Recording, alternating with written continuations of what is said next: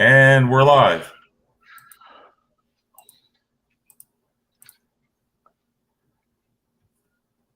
Hey guys, good evening and welcome to my exciting channel. We're discussing Mandela effects and the like. Thanks for joining me today as we uncover the mysteries of the Mandela effect itself and find out the true meaning of it all. We must discover what is really happening, what is really going on to change these things that we know and hold dear to us. And let us help others discover the meaning of the Mandela effect and how it affects them in the lives. And let us help others discover the meaning of the Mandela effect. Like and subscribe down below.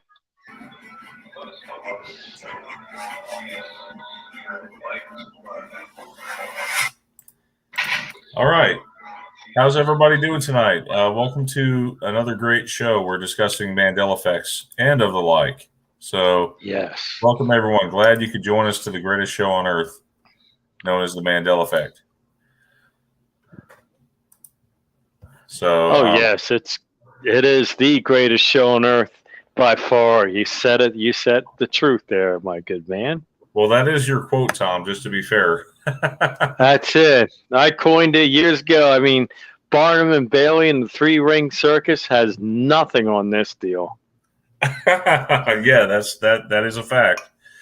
We have some more people that are going to be joining us here shortly. Sandy and possibly Ty might be here with us, and Melissa maybe. So we'll see. Yeah. We're set for 60 minutes. We'll try to keep it within that range. Please buckle your seatbelts and go ahead and pop the popcorn because it's going to get good here. It's going to be good. We got a fresh one off the oven here. You could tell us about there, Brian. All right. Fresh one. This one will be good. Yes, and looking for, Tom, earlier I was looking at some root cause analysis, possible theories we were looking into, and I was on the phone with Candace for quite a while, who is in our community, so she wanted me to ask if there's any new examples of possible theories that are running around. Well, we love theories. While searching for that one little thing, I was using Google Dorks, okay, in case you all don't know what a Google Dork is, you can type in the word, say, site with a colon, the name of the website.com, and then space, and then quotation marks around whatever you're looking for. So I just so happened to look on Reddit. I'll show you the actual code here of what I did. And I stumbled upon something. Just a theory. You know, are we in hell? Okay, that kind of thing. Okay, I don't believe we're in hell, but this article was interesting, and so it led me to search further for some other things. So yeah, let me present my screen. Okay, you guys see my screen? Okay, so yeah, so the code for that, what I did was that you could do site, Google site, and search for Reddit. Okay. Quotations around the Mandela effect. You all see that? And you can do that, and you can search by most recent with the Google tools right here. Right here, you can go to in the past 24 hours, let's say. So there you go. Reddit's usually a good source for Mandela effects. I find some things are repeating. But there is this one called RetConnect. I've seen some good things from them. So anyway, so I come across this thing. Are we in hell? This is by user EYE believe _believe1 22 hours ago. Says here, I don't mean to frighten anyone, but I wanted to talk about it. Sounds ridiculous, but I remember reading about a guy who woke up after being dead for a significant amount of time, in which he was able to recall being in hell. He said at first that there were subtle differences, barely noticeable. It was just a feeling that, off, right? Let me put this in full screen so you guys can see this better. Okay. That'd be good. Is that better? Any better? Okay. Yeah, that helps. Yeah. So he said there were subtle differences at first that were barely noticeable. It was just a feeling that something was off. As time progressed, the people around him slowly began to reveal themselves as demons, and everything that he cared for was ripped away from him in the most painful way possible. What happened after that was almost too intense to put into words, this person says. The Bible describes hell as eternal suffering with no end. Human life is suffering. It does end, but if you believe in reincarnation or that, so to speak, then you're born again. To experience, I don't believe in that. I believe we go to heaven or hell, or possibly a holding place, maybe. I don't know. But to experience love and that have it all torn away painfully over and over again with no end in sight, of course, there are good things in life, and I apologize for the dark nature of the post, but there's something I've been pondering about for quite some time. And a lot of people in the Mandela effect community have talked about possible instances where they could have died. I've had, this person says here, I've also had many hyper realistic dreams in which I die or wake up right before I do. I don't actually believe I'm dead and surrounded by demons, by the way. This man's experience just really made me ponder some things. I'm sorry I don't have a link to the original story. I've read it many years ago, but did not save a copy. So this person believes that we can alter or shape reality with the vibration we give off. You vibrate with love for all. Think happy thoughts, right? Want the best for yourselves and other. Help the people you can. Be a light in the darkness. So, yes, Tom, you talk about positivity all the time. Like, what can you again tell us what you talk about in the positive side of things? Looking Well, for the positive in everything.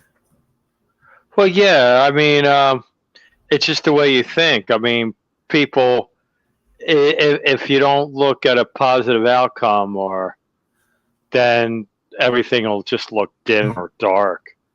I mean, in other words, you can look at the glass, say it's half full or half empty. It just Yeah, depends on your perspective. yes, exactly. But the truth of it is that the glass, if it's half full or half empty, it's actually both. It's not. Yeah, It's not either that's or. exactly. Well, I just Yeah. got a revelation as soon as you said that, Brian. Because yeah, it's like Schrodinger's cat. It's both half empty, half full at the same time. But you, as the observer, are the one that's Yes. going to determine whether it's going to be half full or half empty. Yes, You just can't see it as two ways. Yeah. Yes, but which brings me to my next thing I was going to say. So, you may see one thing one way. It's all about perspective. Another person sees it a different way. There may be there may be probably 80% of the world remembers Berenstain Bears, for instance. Okay. Right. There's the other part that believes it was always Berenstain, right? Right. And then there's the other part. There's probably maybe a 1% or 2% that says they don't care, right? Or maybe it's even higher these days. I don't know. Maybe it's probably 20% say I don't care. And don't forget the low. Don't forget the low percentage of dual memories too. I'm sure there are people with dual memories as well. Yes, dual memories. Yes, that happens a lot with the Mandela effect. But you know what I was arriving to with the glass being half full or half empty? Right. There's actually a third part of the people that they don't care whether the glass is half full or half empty. You see what I'm saying? And so they're not really observing it. Yes, the difference between ignorance and apathy is I don't know and I don't care. Right. Right. That's a joke, actually. Hey, I see you got a good old Bob Barker dead at 94, but he's 99 years old now, isn't he? Yes, I found this by doing a Google search for Bob Barker dead, and I just happened to stumble upon this. I'm noting here that this website is not necessarily secure. It does not have an HTTP secured lock symbol. So it does make So- me question a little bit, but it does say Action News, former Bob Barker dead at age 94.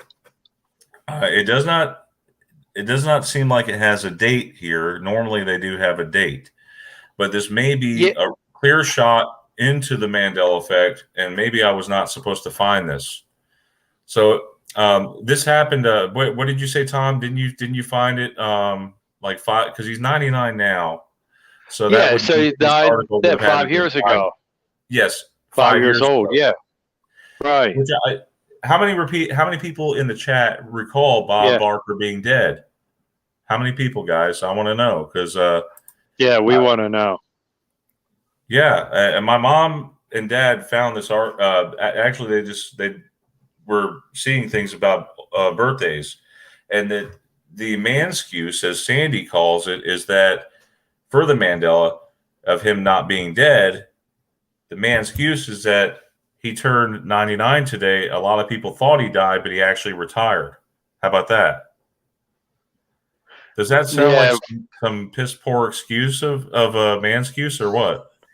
Anytime a man comes up with what's you call cognitive dissonance, or what's the other thing, misremembering or whatever, it's lame. When we got 10,000 plus Mandela effects that are definitely proven. Well, I mean, at first it might be okay. Like a single snowflake falling from the sky. Yeah. Okay. Or like a single raindrop. But then after a while, you start seeing more changes, and it's like, wow, it's like the bottom started dropping out. And that's how it is today with the Mandela effect. It's like a blizzard, has happened, or a major rainstorm or something. So that's what I'm saying. Yeah, that's a thing. It's so prevalent. I mean, you turn your head and new Mandela effect. My kids, my son's 33 and my other daughter's 26, and they're very aware of the Mandela effect, especially like with that Home Alone, the first one, when the father threw the ticket in the trash. My daughter comes up to me, "Hey, is this a Mandela effect? I just watched this and I've seen this happen." I said, "Yeah, dear."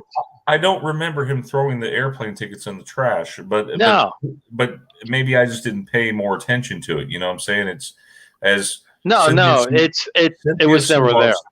Yes, Cynthia, it was you. So you remember the same thing too? It was never there. Yeah, it was never. That scene wasn't there, especially going into the trash can. No. Okay, because it felt new to me because that does actually explain more. Maybe it was a deleted scene. Who knows that they added in with the digital copy? No, I think somebody yanked that original. No, I know what you're saying, but that's the thing. It's so commonplace now. I mean, my two kids, they just automatically they don't even think about misremembering or any of that foolishness. Mm-hmm. They think, it's straight to the Mandela effect, I said, well, kids, if you want to know if it's authentic, go to the original whatever, or go back in time, and if it's changed back then, then it is, Yeah. Well, here's the thing. Yeah, like science has proven that we live on more than just 3 planes. You have a plane is, a flat, typically surface, and you've got X coordinates, and then you've got Y coordinates, right? That's 2-dimensional. You also have 3-dimensional, which is it's in a space, but right.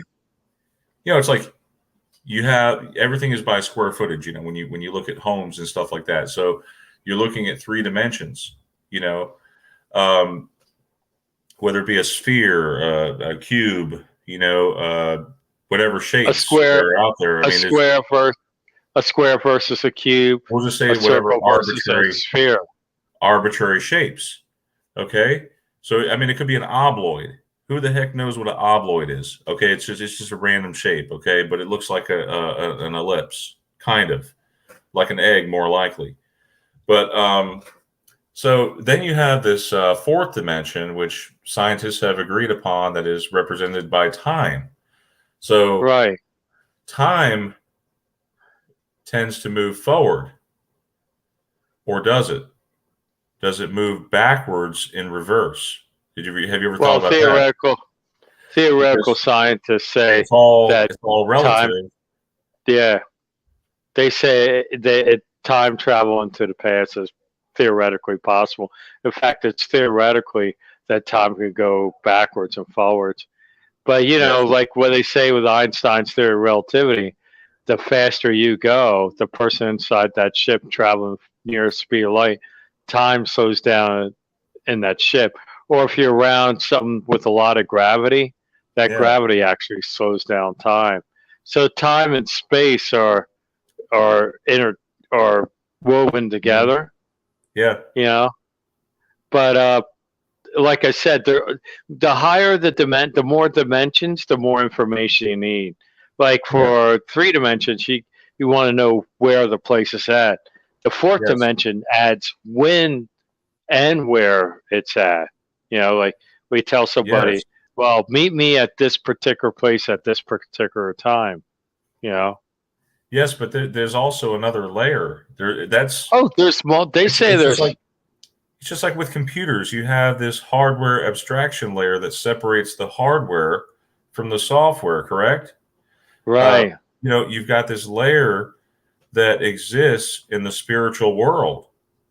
And so, it's almost like this is more, it feels to me that the Mandela effect is more like spiritual, it connects more with your emotions. You're shocked because something has changed, and it's affecting your spirit, and the spirit world, you know there's good and evil, right? I mean, me and Rena were talking about that, and so I used to be not really I knew things existed like bad spirits and stuff like that, and I don't play with that stuff. I don't try to pay attention to that stuff. I don't give it energy, and that's the thing. I think these things feed off of negative energy, these bad things, and so they'll cause strife in your life. They'll cause bad things to happen because they're feeding off that energy. That's how I feel. These could be possibly fourth or fifth dimensional beings, but we don't know. We don't know. That's the thing. Something I believe is leaving us behind little breadcrumbs. That's when I see Mandela effects are breadcrumbs. And we've been following this now. I don't know if some of you guys are new with us, and if you're new, please subscribe, because we put out regular content on a weekly basis. So we're trying to get to root cause analysis here. And Sandy has something she wants to talk about with string theory. Again, string theory is a theory, and everything we're talking tonight is theory. You can look things up for yourself, and the thing about it is, I believe in the ASK acronym in the Bible. Ask and you shall receive. Seek and you shall find. Knock and the door shall be opened unto you. Right? I believe one day we will find the answer. One day we'll get resolved. But for right now, it's like a puzzle, isn't it? It's fascinating. The Mandela effect is truly fascinating to me. And the deeper we go, sorry, the more we uncover. It brought us together. The Mandela effect has brought so many people into my life that I wouldn't have known, if it hadn't been for the ME, Oh, that's true. I agree with you on there. It's funny that they coined it the Nelson Mandela effect, or Mandela effect. Well, that's because that lady, Fiona Broom, just happened to coin it, and it just was a catchy thing. And of course, that dealt with Nelson Mandela being known as being dead, just like our old buddy Bob Barker, you know. Yeah. But yeah, when you told me that, well, I found that out tonight, man. That blew me away. I mean, I used to watch that show back in the '70s when I was a teenager, you know, and it was just amazing. I watch it all the time. It came out with some new stuff and everything else, but Well, yeah. you know that think about the ramifications. Everybody knew he died. Okay, the people knew he died, right? So this guy's dead. They got it all documented. People remember all this. Next thing you know, the Mandela effect comes, and it flips reality. So therefore, a lot of people remember he's dead, but yet he's alive. And if you ask Bob Barker, oh, I never died. He never experienced that in this reality, and he has no memory. But then, I know memory lapses tend to happen. Like, we may have slight memory, like we can't remember. Well, what is that? What's his name? Or what is that movie? I'm trying to think of it. You ask your friends, and it's like when somebody puts you on the spot, then it becomes the observer effect. So there's a new observer that's asking a question of you, and so that when you're put on the spot, you get that deer in the headlights. Oh my man, I can't answer that right now. But if you hadn't asked me, I would have told you, right? So yeah, but then there's people who remembered that he never died, right? That's another aspect, because not only did he changed being alive again, but these people, their memories got affected. I'm telling you, man, all this Mandela effects or whatever, it's all the thing it centers around is your own awareness, your consciousness. That's a thing. That's the reason why, like I said last week, the virtual reality, I really, this isn't a video game. We're in a rule set. Like, you can't go through walls. You can't just not breathe and still stay alive. They're the rule sets of the way God has set up this universe and everything. But nevertheless, it functions just like a virtual reality, because your game, when you're playing that game, your avatar, which is the person you're playing in that video game, when they die, then that's the end of the game.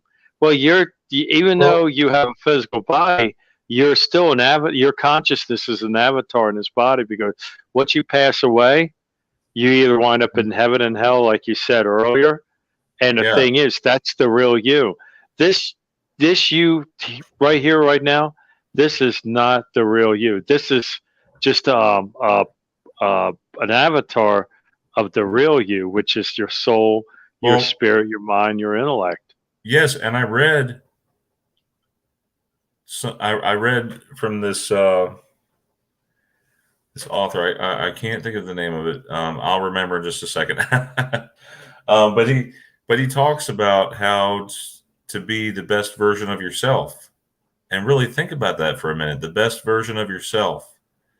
You know that scene, and it's in one of the Star Wars movies. One of the newer ones with Rey. Rey from Star Wars. Yeah.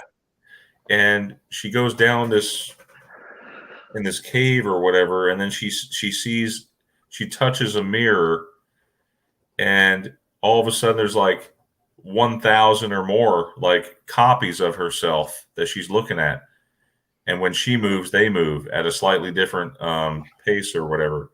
But the idea is that there are multiple versions of you. Only you can decide. You have consciousness. Science can't really explain consciousness. They have not really truly found consciousness to be explained.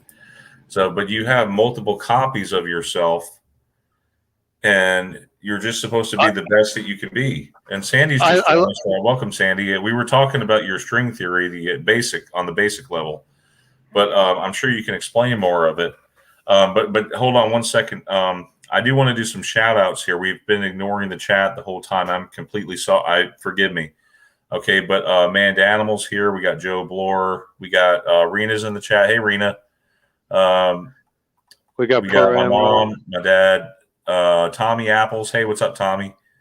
We got Swan Man. He says, WTF, Bob Barker is alive. So He's yeah, alive. I still have to talk about that article. I do want to go into that. Can we actually discuss a few articles and then we talk about that, Sandy, if you don't mind, the string theory stuff? That's fine. String theory might actually help explain. It might be the glue that bonds, Well, the whole thing together. It could be. I got it. I got to interject this about string theory. It's like, how in string theory they say there's parallel universes. They're all running. Everything's slightly different, right? But I like to look at string theory in this as like the quantum effect. Like right now we're in a collapsed, the collapse wave of probability. So right now we're experiencing one probability. Like as you said, Brian, be the best choice. What we're choosing now is what we're experiencing. But there's a wave of probability. Like we could be anything. But I don't believe that there's all these realities running at the same time we are.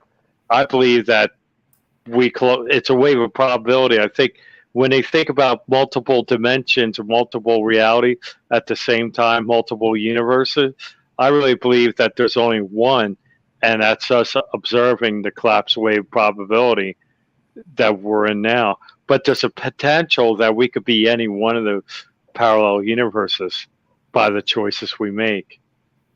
So that's, and it's like that whole idea with the butterfly, effect is another phenomena where all a butterfly has to do is flap its wings a different way and it changes a ripple effect on everything else. I've heard of that. Exactly. Yeah. So yeah, Jeff has just joined us. Hey, Jeff, welcome. Hey, Brian. Hey, Tom. Hey, how you doing, Jeff? Hey, Sandy. Hey, Sandy. Yeah, so I wanted to, because I don't know how much of the show you actually heard, Jeff and Sandy, but I was just doing a Google Dork search for on Reddit just to see what articles came up for the Mandela effect, and then this person said, "Are we living in hell?" in their title, and so I had to read on, and then I did another search and I found out about Bob Barker. My mom said she mentioned that he was still alive, and he's 99 years old right now. But many of us in the chat and myself, we clearly remember Tom. I mean, I think Tom Hefner said too that he remembers Bob Barker died about 5 years ago, and I don't think I was supposed to be seeing. I don't think I was supposed to even find this article. I believe it is residue for him dying, and I'll read it to you guys. Okay. Okay.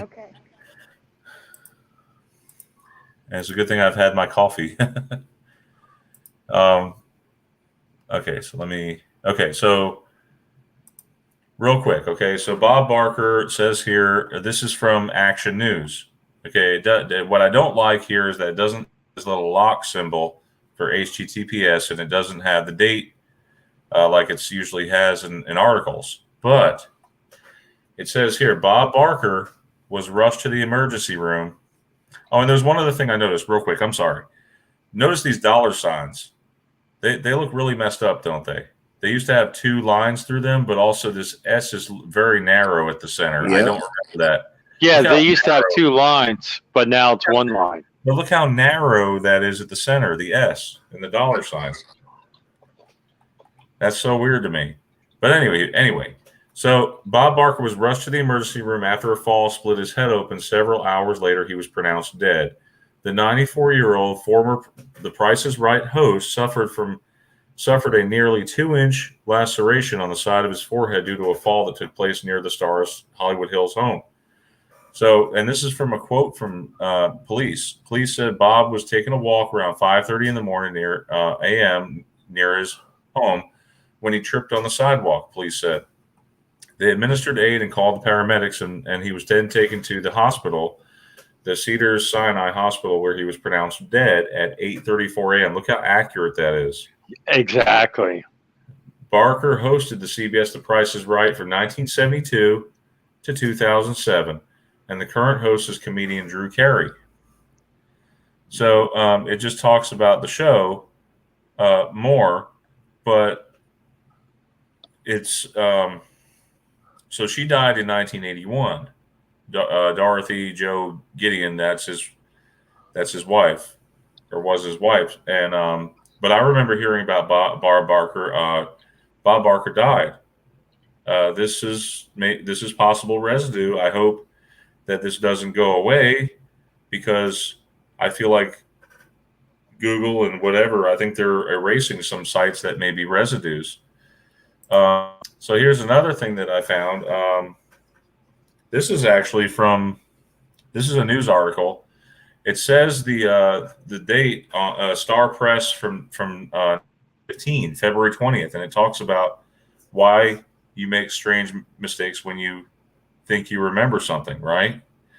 And this may actually show a little bit of the.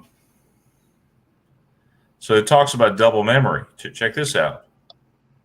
I was just looking here. It says double memory, or the experience of feeling that a new scene, a new event, a new face was previously chanced upon, is so well known and encountered by every normal individual that it is amazing it has not been more thoroughly investigated by behaviorists.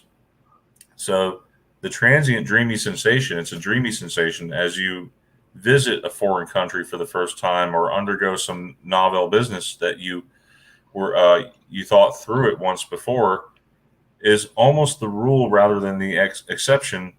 So these are some memories far back. So there's double memories. We talk about that all the time on the show. So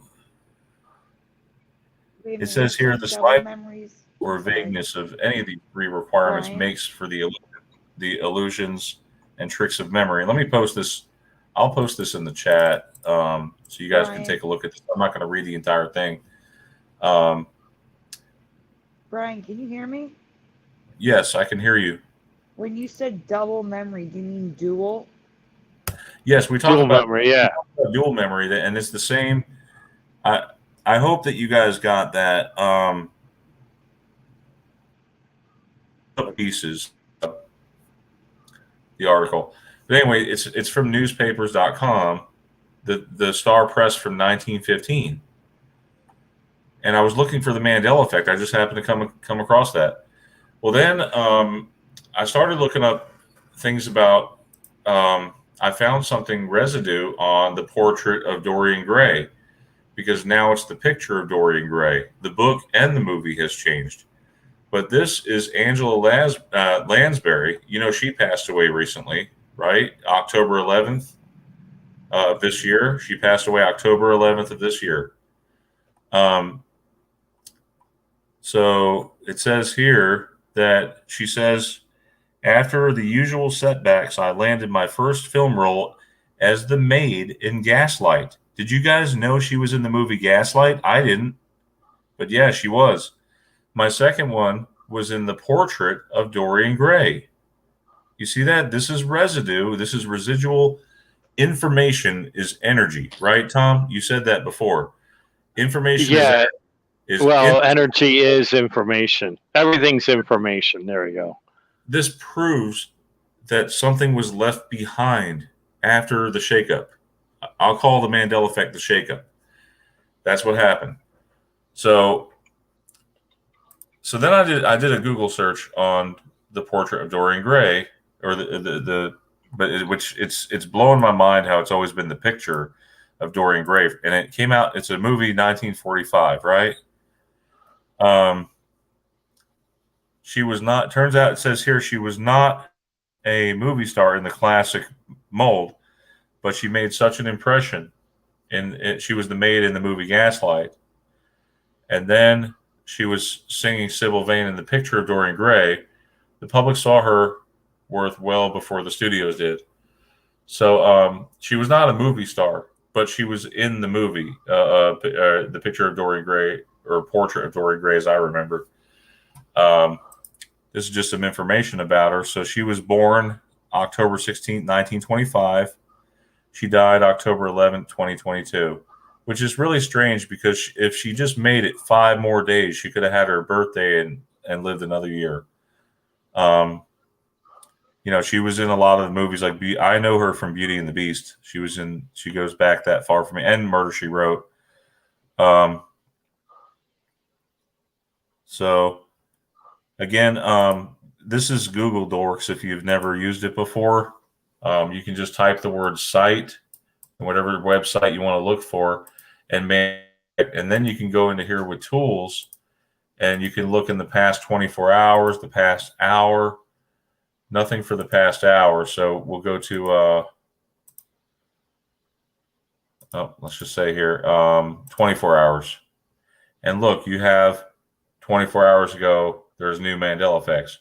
So just something to consider if you guys are looking for new material to look through here. It's a lot quicker than going to the actual website. So without any further ado, Sandy and Jeff, I'm really sorry I've been hogging the floor here. I'm going to let who wants to start first? I am still trying to catch up with the chat to say hi to everyone.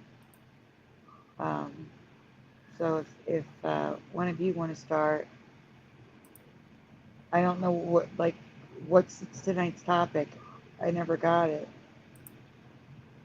What was it? What is tonight's topic? I never got it. Oh, well, I was kind of running through it real quick. We're talking about more root cause analysis. If there's any new examples of a possible new theory to the Mandela effect in this, rather than calling it reality, because that's a really bland term to explain everything, I prefer to call it a construct. I don't like calling. I wouldn't call it the construct. Not the construct. Okay. That sounds reality a lot to me like, again, I really am completely against. And I'm sorry. I know you're against Tom, but it's simulation. Not the Matrix. It cannot be the Matrix, because I truly believe that if it was the Matrix and we are aware of it, that we'd be able to change it, that we'd be able to interact with it, that we would be able to heal ourselves. We would be able to break through Sandy, if we needed to. Well, that actually does happen. It does happen. I have to explain this real quick. Okay, so we talk about the double slit experiment, how observers are able to actually influence the interference patterns on of electrons going through a graphene sheet. So knowing that's not the same thing that I'm talking about. No. It's not exactly the same thing here. I'm falling in line with what I'm not saying you can completely alter reality, because that would be insane. I'm just saying, like, you can live your best life. You can have a positive attitude. You don't have to cause stress on other people. You can be the light in the darkness, you know? Yeah, but you can do that without it being a matrix or even without the Mandela effect. No. We're not talking about that kind of stuff. The what I'm referring to, Sandy, okay, like the rice experiment. A lot of people have investigated into that. Yeah. You talk to the rice, you tell it good things all day long, and you label that one good. You have good intentions rice, towards it too. Yes, and you take some rice that's and you just mistreat it constantly. You call it a piece of crap, you call it this, you call it that. I hate you, things like that. And watch the rice go from good to bad. It just rots. Okay. And then you have another one that you just don't do anything to it and see what happens. The one that you're positive to, and this works the same way with plants. Plants sense when we're positive. Animals can sense when you're positive or negative. So we do generate some kind of positive or negative energy.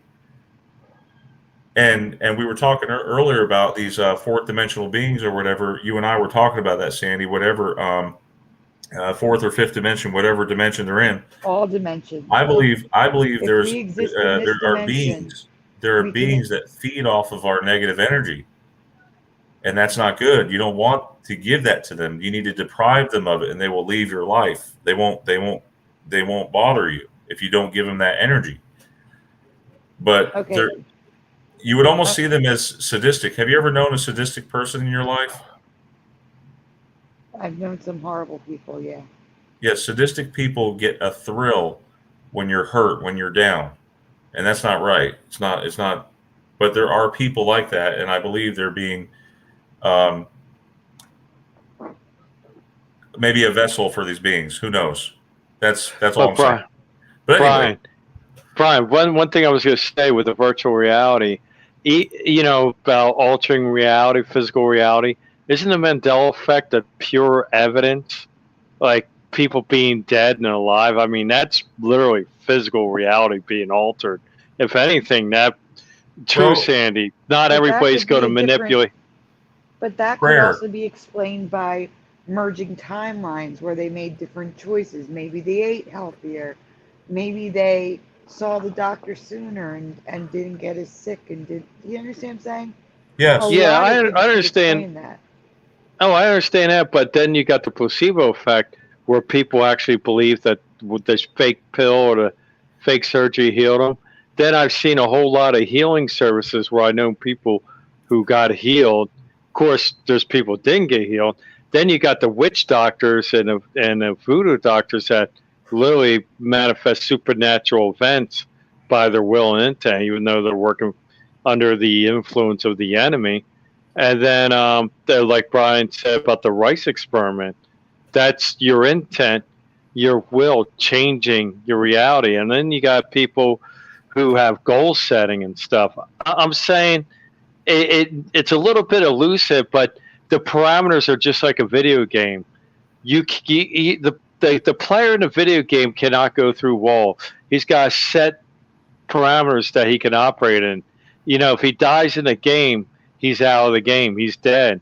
The same way here, we have parameters like the law of gravity, physics, thermodynamics, so on. They're all the defaults. You literally just said that people are coming back. People remember them dying and then they're alive. That means they're breaking the parameters of the game. Yeah, well, I'm just not saying whatever the parameters are, those could be editable, changeable too as well. I'm not the guy who writes the script for the universe, but think of this: when you pass away, the real you, your consciousness, your soul leaves your body, and you see these near-death experience testimonies where people know what was said, what was done, said down the hall, reading the serial numbers or whatever, the equipment from above, which is impossible to see. So the real you is inside this body, which this body is the real you because you're living in it. But once your body passes away, you're not dead. You're still living. You're still alive, whether you exist in heaven or hell. That's another whole thing. But you do live outside this body. Tom, to go along with what I was saying, Mustard Seed of Faith posted here in the chat. So, Brian, you are a Christian, smoking gun proof. Death and life are in the power of the tongue, and they that love it shall eat the fruit thereof. Proverbs 18:21. That is a beautiful verse. Thank you for sharing that, Mustard Seed of Faith. I appreciate it. Yeah, so it is true. You can speak your mind, and they say you also have to believe too. No, what is that? There's this cliche saying. It's very old. It's like laugh and the world laughs with you, cry and the world cries with you. It is true. Things happen. They say bad things happen to good people and bad people. God judges on the just and the unjust. It's in the Bible. It's written in the Scripture. Yeah, it rains on the just and the unjust. That's true.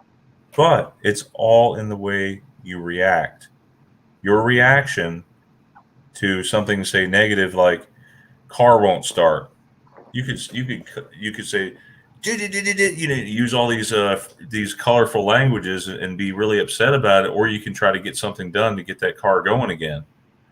I think a lot of it is a waste of energy and it's a waste of time. So you need not worry about that kind of stuff. Well, you allow circumstances to determine how you feel, because the joy, the love, the peace, and all that doesn't come from externally. It comes internally. In other words, the way I look at it, that no one owes me anything. So when somebody does me wrong, it just doesn't affect me, because the thing is, I will not let them. I will not let what they do to me produce anger or I just use vengeance. those words. Jesus utters it. His final words. Actually, before his final words, he says, "Father, forgive them, for they know not what they do." And the Don't let sin again. The very last thing Jesus says is, "Father, in your hands I commend my spirit," or whatever. I think that's what he sends his spirit. Well, he said, "It is finished." Yeah, the last finished. words were, it is finished. Thank you. But yes. Don't let sin against you to produce sin within you. But that's what happens if we're not focused or a single vision or single eye, which is full of light. Then you allow these circumstances to affect you.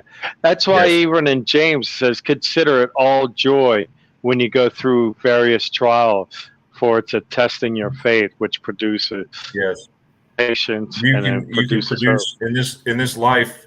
Jesus does say you could produce good fruit or you could produce bad fruit. It's your choice. It's known. A tree is known by its fruit, and how that tree is developed. Like information's like a seed, and as it's watered and nurtured and sown into, it grows, and then it becomes a tree. So those thoughts that you have today will be your reality tomorrow. Yes. I don't know, Tom. Have you ever been to those kind of parks, like maybe nature parks? And I asked Sandy and Jeff here too. Okay, guys, I'm trying to get you guys to be able to respond as well. So, like, have you ever been to those parks? There's signs up, and it says you're not allowed to take anything, trees, rocks, anything from the park. Everything must stay in the park. Have you ever read those kind of signs? Oh yeah, you're not allowed to disturb anything. I went to Stone Mountain, Georgia, and I saw that sign. I'm like, what? How are you supposed to observe? How are you supposed to look at the park without doing something to it? Because a change will happen because you're there. A change will happen.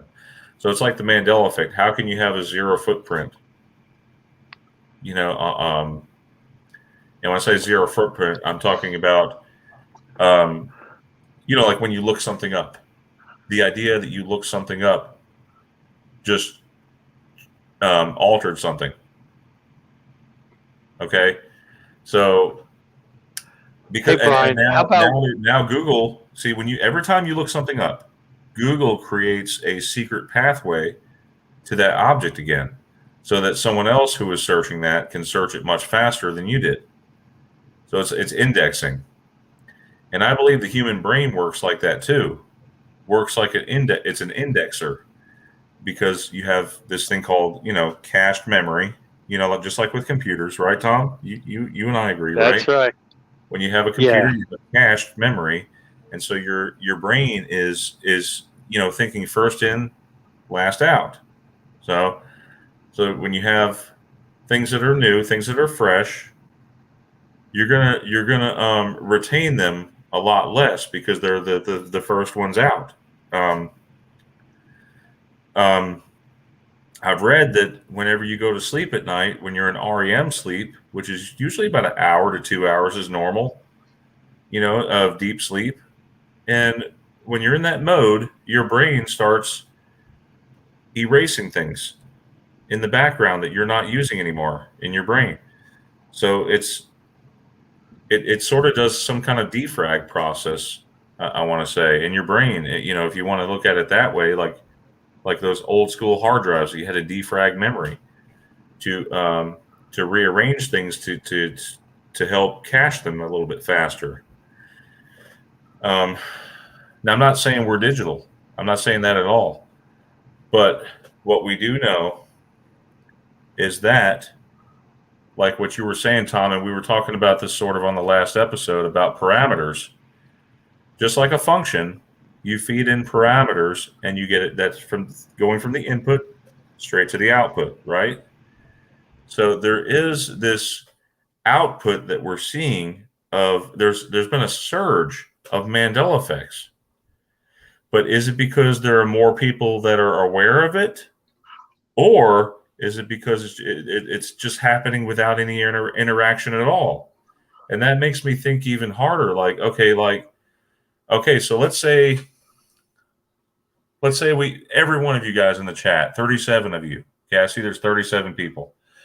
Let's say you all go out there right now and create your own channels to stream videos and do Mandela effects. And then from that, we have 37 people watching you guys when you do your live streams.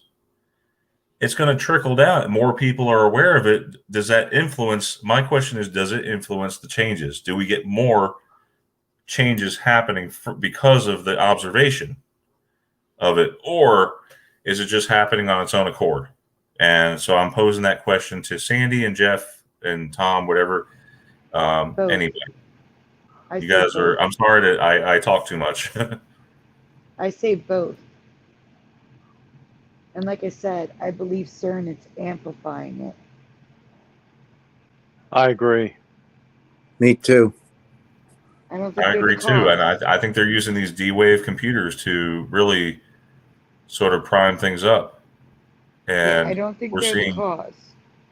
No, they're amplifying it. They're not the direct cause. I don't think they're the direct cause. The direct cause, we might as well say, is the X-Men, because we don't know who they are. X people, whatever. Okay, we don't know who they are, but the fact that it could be one single person, or it could be, we don't know. That's the thing. There are things that I feel like Mandela effects in a way are Easter eggs. Does that make sense? Like, you're looking for something, it's there in the background. It's like a hidden, you know those highlights magazines? Did you ever have those as a kid? You look through and you find the hidden pictures. There's a picture in a picture. Yeah. So, I don't know. You could be casually, the idea that because you're aware of the Mandela effect, that you're aware that reality, or this instance, or whatever you want to call it, wherever you're at, you're an observer. You see a change, you're shocked, like, wow. But what is the first thing you do? You try to relate it with someone else that you know who's close to you to see if they remember it that way also. Well, what happens when you get a negative response from that other person? You're like, wow, what reality or what train did you come on? Right? So that's what you're kind of thinking. But however, if you get the opposite reaction, you get like, wow, yeah, I remember it that way too. What happened? I don't know. I just I've yet to find somebody who's really excited about finding changes, because they are, to me, like Easter eggs. They're like breadcrumbs. You know, I've compared them to breadcrumbs.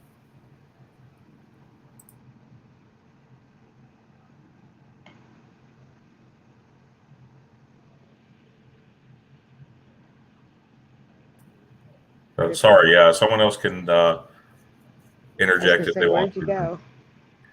I know, Sandy, I'm sorry. I wasn't trying to overstep you in any way, because I know you tend to not think that it's related matrix, or that we can alter reality. The proof that we can alter reality is prayer, in my opinion, because prayer, when you pray for somebody that's in need, like Sandy, I've been praying so hard for you and everybody here in the chat. And I've seen the prayer work. Prayers, but I don't believe that prayer has anything to do with the matrix. No, it's not. It's not us. It's prayer is not us making the change. It is prayer is it's a third party message. You're sending a third party message to God, and He says, "Okay, permission granted." You know, that's how it is. But sometimes we have to endure suffering, and that is a fact. Suffering is a much needed experience in this life. If we don't experience suffering, how can we call ourselves Christians? Because we live by our testimony. Am I right? Yes. That is the only way, because we live by our testimony.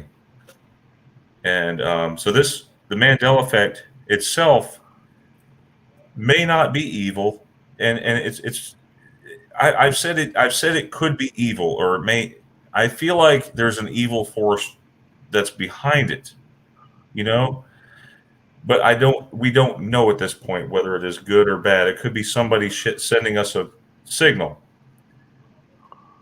Maybe God is trying to speak to us, and maybe it could be that. So I can't really say for sure that there's an evil force behind it, but it does feel that we do feel sometimes how we go through our daily struggle.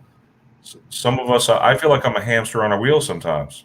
Like I just keep going and going and going. I'm like, okay, well, this happened, this happened, this happened. Okay, well, now what? And then there are days where like you're in a tizzy, and then there are days where you're like, wow, like okay, now what do I do? So the Mandela effect has really got me to get away from boredom in a way. I mean, this thing gives me new life. I feel like, beside knowing Christ and knowing It's entertaining. knowing and loving Christ is part of it. That is the main thing. Okay, you got to keep the main thing the main thing. There are things like the Mandela effect. I use the Mandela effect to share my Christian experience with folks. And some of you out there may or may not be Christians, and that's fine. I love everyone, but that's just my stance on it. I do believe that we can alter reality to an extent, but I don't. We don't fully know that. Whether we're doing this, CERN. Seems like all of us in here could agree that CERN is definitely a factor. I'm really sorry I'm rambling on. Fine. I'm trying not to talk too much because Sandy, please talk about the string theory that you were telling me while I was driving in the car. I would like to hear it very much, and so would the chat. Tell me what you were explaining to the. What I was trying to say was, we are in the third dimension. So there's human beings in the third dimension. So why wouldn't there be beings in the other dimensions of string theory? Do you understand? Why would we be special just in the third dimension and nothing else? We actually create things in the second dimension, like cartoons, things like that, where it's just like a flat reality. Maybe there's sentient beings living like cartoons in a two-dimensional reality. I don't know. But each string, and now they're calling it super string theory when they include up to 10. I think originally it was 6 or 7, and now there's 10 or 11. And when they add up to the 10 and 11, it's called super string theory, which is new to me. But making the assumption that there are beings in each of the dimensions. Each dimension controls different aspects of time and space, and including like history, branching of, like it explains multiple, like Tom was saying, multiple merging timelines, because I believe it's the 6th or 7th shows branching, like every possibility. I'm losing my voice, guys. I'm sorry. So like I was explaining last week that every choice you make, like if you could imagine like a family tree, every single choice you make, from the most important to the most mundane, splits off into two realities. One where you decided this versus this. And then your life can split off into two different directions every single time you make a decision, whether or not it's to take the car, drive, or walk that day. Anything. But if you can imagine beings in each of these realities, and each reality controls different aspects.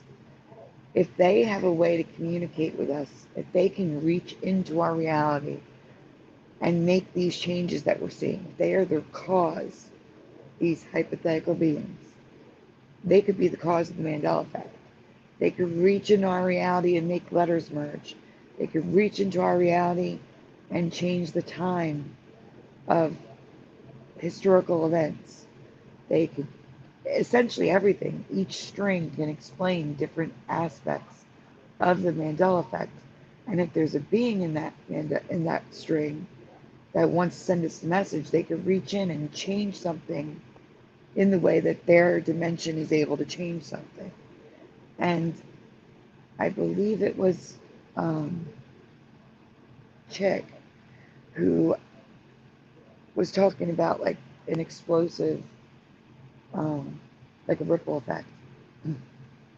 And I said, if they make a change to our reality to send a message, that it could send a ripple effect unintentionally.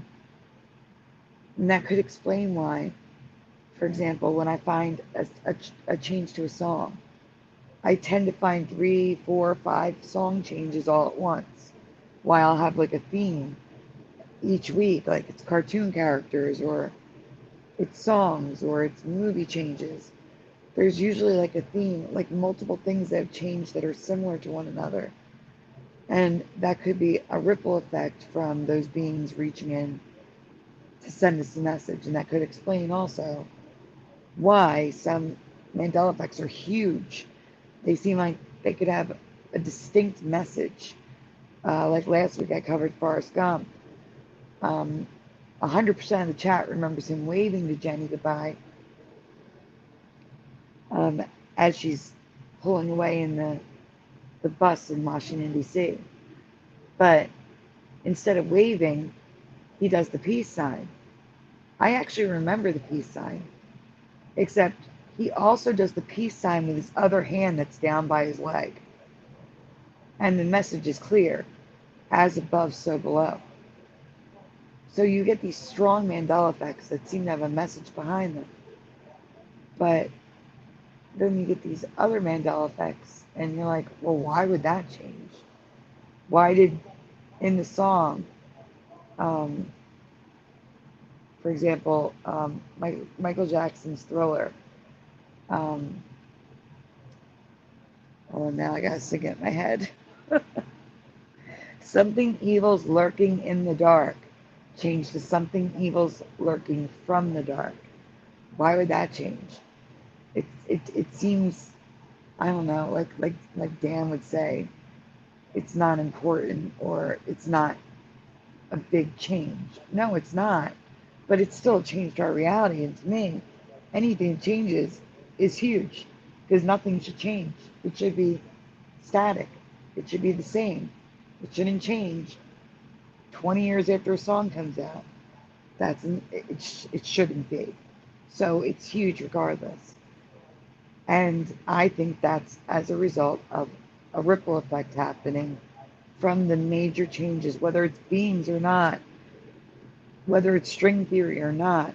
I think something changes and it creates a ripple effect, changing things around it.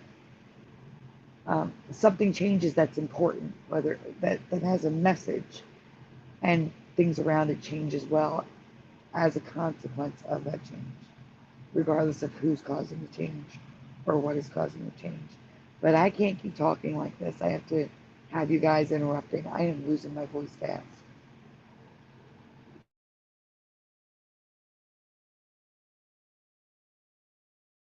Tom, Jeff, Brian, somebody? Yeah, definitely. It's like a ripple effect. One change causes another change. Yeah, it's something, but it's something that for the rest of our lives we'll be dealing with this Mandela effect, and I'm sure we're going to see it so much that eventually the mainstream and the local communities go wake up, actually realize and admit to the fact that it is real. It's not a misremembering. Because Yeah, and think about it, the community's growing, the Mandela effect community, and people are being more aware of it. It's just a matter of just accepting it as real. right, and Preliminal says something in the chat that's important. He says we strengthen each other. And I That's right, believe we we do. strengthen the Mandela effect in numbers. I think the more of us who are aware, the stronger it's getting. You know, Sandy, you hit the very truth of that. You are absolutely 100% correct. I agree with you because as we get together and we collaborate and we just are on the same page, focusing on the same thing, we do give it strength, and we do, make it happen even more. And I think it's like a snowball effect. Eventually, this is going to be so people are going to wake up every morning and find something changed in their house. Maybe if they had a loved one that passed away, don't be surprised if you walk in and you see them sitting there watching TV or something, or a fellow worker that you knew passed away. Next thing you know, you come to work and there he is. I mean, I think is going to start to happen in each one of our lives, and I want to have a show where people have a personal Mandela effect that really, really just was like the ultimate in a reality shift experience. In other words, everybody's got a testimony of how the Mandela effect affected them. And that's what I like to hear. I like to hear something where it's like really crazy. That's why I really like to hear those kind of testimonies. I mean, I have personally had one. I told it a few times, but to me, that was just so radical. It's just unreal. I am going to be listening to a clip. So if you Yeah. guys could talk for a second, because Michael Fontaine wants to share something, but I have to record it and send it to Brian. Okay. So Hey, Jeff, you guys, got anything to say? yeah. Yeah, I mean, you talk about personal Mandela effects. I've had a few. And I've had one in particular. I've told the story on here a couple times already, where I had a wisdom tooth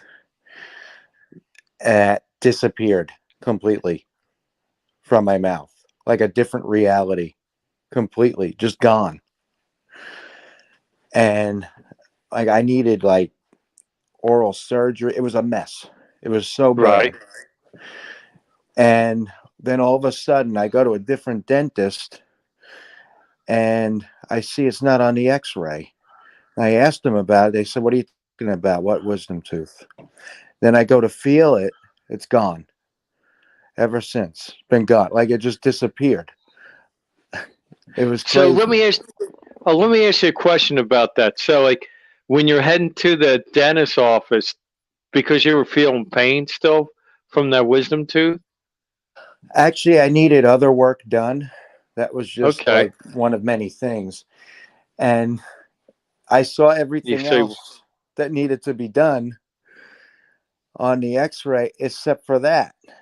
And I questioned them. Well, what about that? That was my biggest issue. What are you talking about? What wisdom tooth? There's no wisdom tooth. so And then you went to then you went to feel for the wisdom tooth, and you felt it wasn't there. That must have freaked you out big time. freaked me out big time. Yeah. It just felt completely different. The whole part, Wow. like side of my mouth, actually felt completely different than Hey, did you try to check your dental records now to see if you had a history of you having extracted in the past since the reality's changed? I Try to find haven't residue. I haven't done that yet, but I'm thinking of doing that. Oh, that'd be awesome because I mean that'll be awesome because if you see like, oh, I had the surgery, what? It got pulled, what? And you never felt it, you never knew about it, that'd Yeah, be wow. it would be. I really should have investigated this more. Yeah, you should, man. and then bring us back the report because I like to hear it. Yeah, I think I'm going to do that because it's just the Yeah, craziest thing that ever happened to me. It was this whole big thing. I went to a different dentist because they were going to charge me too much for the whole surgery. right. So the whole reason I went to a different dentist was because of the price. And then they're telling me it's not there. And, at first I'm thinking, logically, well, maybe they lied to me or whatever. Right. But then I saw for myself and I felt for myself that what they were saying was true. And I noticed the difference in how it looked and how it felt and all of that. So, I mean, there is no logical explanation for any of that. So I'm chalking it up to, a Mandela effect or a different reality or whatever you want to call it. But something definitely happened there that cannot be explained. Oh yeah, that's definitely a Mandela effect. I mean, yeah, it's funny how that is, you know. Yeah. But you didn't. I mean, yeah, that's funny. So you were unaware that that tooth was even gone until till you started questioning it or observing it. Right. Yeah. I wouldn't even have thought anything like that. Of course, I'm going to assume it's there. And well, as far as the pain goes, well, sometimes it would be painful and sometimes it wouldn't. It would like come and go. So I wouldn't think anything of that. So that wouldn't even be like a thing that would have crossed my mind because the pain would come and go. So it wasn't until I actually felt it after they told me that I realized. Wow. But I saw it on the X-ray at the other dentist. Oh, you always saw the tooth there at the other dentist, right? Yeah. Wow. And like I knew it was my mouth. I knew it wasn't anybody trying to pull any kind of tricks on me. Like I knew it was just one way and then it was another. I just know. Wow. Now, you were aware of the Mandela effect when all this happened, right? You already knew about the No, Mandela effect. Oh, you no, didn't? no, that which freaked me out even more. Oh yeah, man. Yeah, if you didn't even know about the Mandela effect, that'd be freaking. So how long after that did you wake up to the Mandela effect? Couple years. Oh wow. Yeah, I've been experiencing Mandela effects my whole life. So it wasn't the first time it happened, but I never knew the term Mandela effect until Yeah. 2020. But I've been experiencing this my whole life, going back to the 80s. I've been Wow. noticing all these things that were different than what I remembered. Like in the 80s, the first one I had was Hulk Hogan, which I've told many times. Hulk Hogan had two different ring names. His real name is Terry Bollea. I know that, but it was Hulk Hogan and Hulk Hogan, Hulgan. I saw it on the toys and everything. Heard them say it on Wow. the show. And then all of a sudden it was just Hogan. But they were using two names for him in the 80s to me. And I remembered it well. And I always wondered, why do I remember that? What is that? And then I think it was last year, I finally decided to look it up and see if it was a Mandela effect. And sure enough, I found residue all over the place of people remembering it that very same way, that very same spelling, listings on eBay, listings on Amazon, stories on the internet, all kinds of stuff. So that was a thing. Then in 2001, I noticed the song Sweet Dreams are made of this. Right. Uh, I noticed it was this instead of these, which I remembered it, Yeah. as Me these. too. Me Yeah. too. So I noticed that change very early on. Yeah, me too. It was Sweet Dreams are made of these, and now it's this. Yeah. Yeah. And then, uh, let's see, I would say around 2005 was I noticed the Febreze spelling.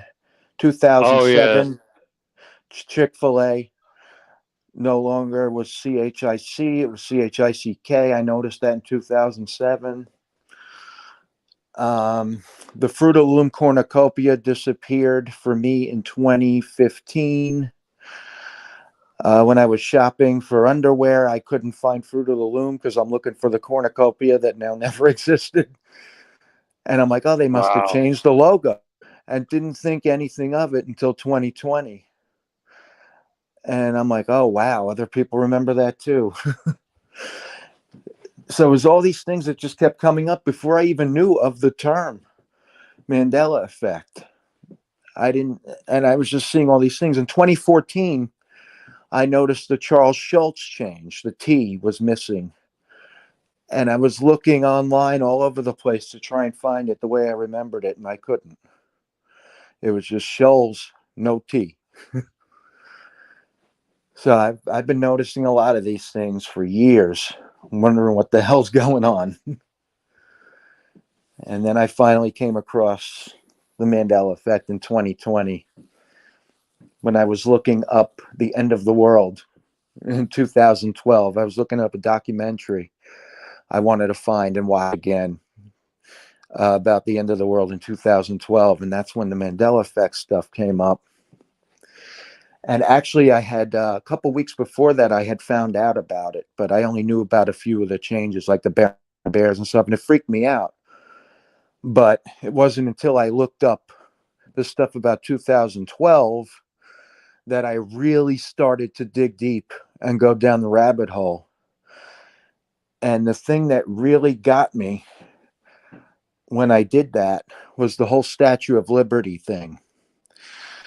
Because I was there and I went into the torch in 1992 with my classmates in school on a class trip. I was there, and I know that the torch was open, and I know that it was on Ellis Island, and there was no such thing for me as Liberty Island when I was there. So once I saw that, I really started going down the rabbit hole and looking up everything and finding out about every single effect. So like all the years I missed not knowing about this thing, really, I caught up on within a few weeks. And all of a sudden, I was watching everybody's, streams and videos and looking up everything I could about every single change.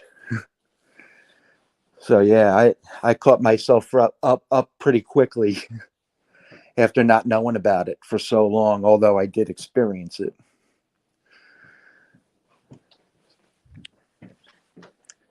So that's... Guys, I do. Oh, I'm sorry. No, go ahead. I was going to say, I just want to let the chat know to stick around. At the end of the show, the whole point of this show is more about talking about theories and things, but at the very end, we have 2 brand new Mandela effects to show, as well as a clip from Michael Fontaine. So, of Residue of the Monopoly Man and NCIS. So, if you are able to stick around through the whole show, you'll see 2. I would say they're huge Mandela effects. That's why we're going to cover them tonight instead of waiting for Saturday's show. So if you can, stick around for them. If not, come back and watch the end when you get a chance. So I'm sorry, go on.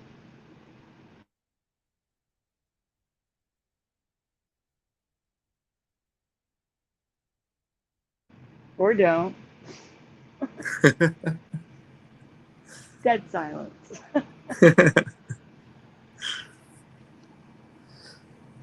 So what's next on the agenda?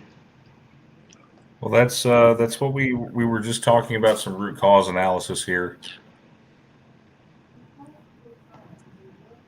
Oh, Rumna Mikado, I can't pronounce it, talked about Skechers in 2008. I'll bring up some. Years ago, me and my wife were shopping. She wanted Skechers, and I kept making a big deal of the T. I said, why they put a T in there? It doesn't make sense. You don't really pronounce it, and all that. And I can remember it so clear. It was at the not the Fashion Square Mall, but down there, the malls near International Drive. I remember so clearly. But then when I saw that the T was missing, like years later, it was like just a mind blower. So I just want to bring that out. I'm glad you reminded me of that. I noticed that change in 2004. That was another early one I noticed. Wow. I think that change, you've seen that before I've seen. I mean, 2004, I know I saw with a T. Even though you saw without a T, I saw with a T. That's what I'm saying. Linear time is not standard for all That's changes true. in the Mandela effects. Because, and this is something else I've mentioned before on the show, but I don't know if I ever told you, Tom. Berenstein Bears. I think I might have mentioned this on the last show. Berenstein Bears didn't change for me until 2020. Wow. I saw it as Berenstein. You saw with the like with the Jewish spelling, right? Stein. Yeah, the Jewish That's spelling. crazy. I saw it the way we all remember it in 2019. Well, in 2016, I was telling some of my friends when I woke up to Mandela effect, check this out. It was Bernsteinberger. So that's what I mean. That's a perfect example how it deals with your own perception, your consciousness. Like what we talked about earlier last week about bubbles. It's somewhat of a bubble, until the change hits, then all of a sudden that physical reality flips for you. That's where, if you really think about it, you're actually seeing the Stein, and I was seeing the stain. It's like, but how can that be? Right. If everything is standard, It's not. Yeah. It's not. Merging right. in and out of realities. Right. We could have been on a path where it was still Bernstein, and then he merged into ours. I think each change could have its own reality. Yeah, it could. Infinite realities merging in and out of each other, and each change is its own reality, and that's why some of us can experience it, while others don't until later. Which would explain. Sorry, Sandy. No, it's okay. What were you gonna say? Which would explain why I saw all those other changes so early on, and then some of the other ones I didn't see until like many, many years later. If we're constantly merging in and out and switching between different realities, it could explain that. Yeah. So it definitely does not change at the same time for everybody. And to me, that's the most interesting part of the whole phenomenon. Exactly. Brian, did I tell about the stage last week? Did I give that testimony? Brian, I'll give you time to mute your mic. Sorry. What about the stage? Sorry, I was on mute. Did I tell that stage testimony of mine last week? I don't know if you. I'm trying to remember. Okay. Well, I'm going to tell. I'll make it quick. What happens? Like every Saturday morning, we would set up the stage for our church for Sunday, and there was this outlet that they would always line up the stage to center the stage with this electrical outlet, and they've been doing it for months, right? Well, one Saturday, they said this thing is not lining up, and then I had a friend there who knew the Mandela effect. He blurted out, "It's a Mandela effect." And so when I heard that, I said, well, let me go check. So I got down, I stooped down and stared directly at the outlet. At the first glance, the stage was completely lined up with the outlet, right? And then moment later, the next moment, before my eyes, I see it shift over like 18 inches. And that was the most wildest thing. I mean, I actually saw it shift right before my eyes, but yet the people who were setting it up already knew or already seen it already shifted 18 inches. That's why they couldn't line it up. But at that first glance, it was lined up and then it shifted.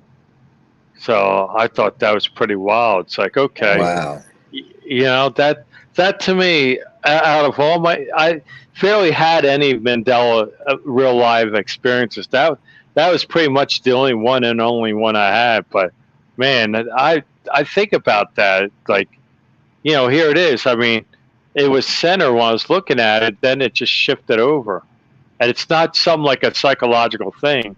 I visually saw it because I guess when I observed it, then all of a sudden, whatever it was, it rewrote whatever, and then I saw like everybody else and stayed fixed. That's crazy. Wow. Yeah, it's just like the tooth, man. Or it's like it's so random, but there's always a common theme in this, and that's the whole thing. We've all experienced it over and over again. It's just a different piece of whatever gets changed. Yeah, I had another one that was personal that was really weird. This guy I went to school with. I never went to school with him now. And when I told him I knew him and I mentioned the class, he wanted to fight me. He's like, "Who the hell are you?" And I don't know that teacher. And like, it got really ugly. So I just had to stop like mentioning it. But I knew it was him. I knew his name. I knew what he looked like. Other people I went to school with remembered him. They knew that he was there. Oh. I come to find out, in this reality, he went to school in the next town over. Wow. That freaked me out. And your fellow classmates remember him going there too, right? Yeah. In fact, my best friend remembered him. I brought him up, and he said, "Yeah, we went to school with him." I'm like, "Well, now we didn't." And he's like, "Get out of here." Wow, that's a man. I'm telling you, and anything is fair game. I mean, yeah, it's one thing. The future would be really interesting because we could experience some crazy stuff coming up soon, and the way things are ramping up, I'm sure we're gonna have a lot of interesting testimony. That's why, like, I maybe next week, maybe some people in chat room could give their testimony of what really blew their minds personally. Yeah, I'd like to hear all those stories. Some that actually happened in their own personal life. Some that just blew their minds. Well, there's one in the chat right now if you want to read it from Preliminal. In 2017, I saw a sudden weird 8-story building with silver funnels on the top that was never there on the street I drive every day. And then 3 months later, it was gone, never existed. We're crazy out of a reality. I had something similar happen in the town I live in now. There was a whole bunch of stores that were on one side of the road, and now they're on the other side of the road. So weird. Wow. And I'm not the only one that noticed it. My fiance noticed it too and was freaked out by it as well. Man. Yeah, but when you really start thinking about the effects of the Mandela effect, it's just so fascinating. That's why I'm just so fascinated by it, and Brian is too, of course. It really is fascinating, and I don't understand how anybody could just poo-poo it like it's nothing. Yeah, because it's definitely not nothing. They don't know what great show they're. Yeah, they don't know what show they're missing. Yeah, they're really missing out. That's for sure. Here's the thing. Here's the thing that the past, the present, and the future, they all decided to meet at a bar. It was pretty intense. It was pretty tense. Let's just say.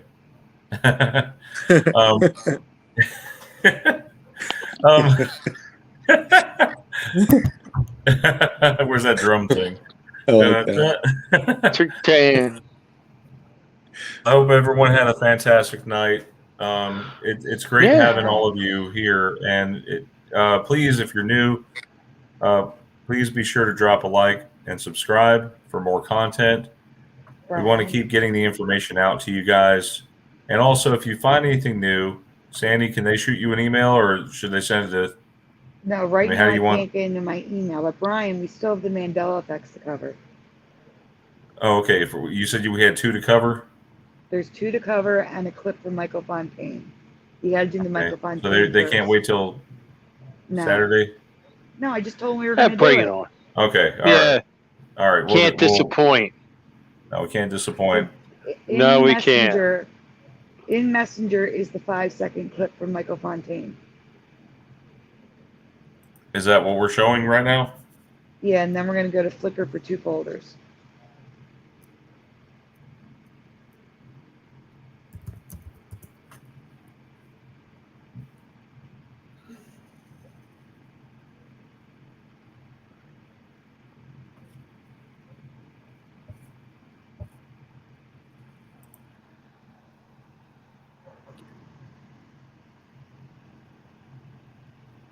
Okay, Monopoly Yeah. Man, Monocle Yeah, Residue. Philo. Oh, okay. He's pulling up the clip. Hold on.